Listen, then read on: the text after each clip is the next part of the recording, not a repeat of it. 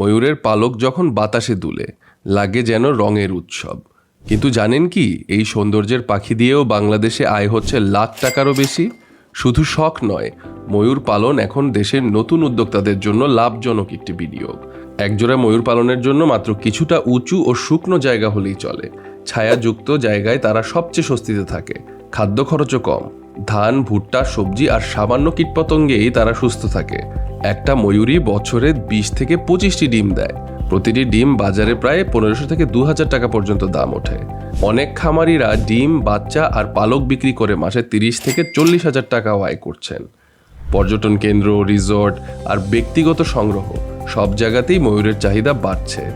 একটা গুরুত্বপূর্ণ বিষয়, ময়ূর সংরক্ষিত পাখি, তাই পালন করতে হলে অবশ্যই বন বিভাগের অনুমতি নিতে হবে।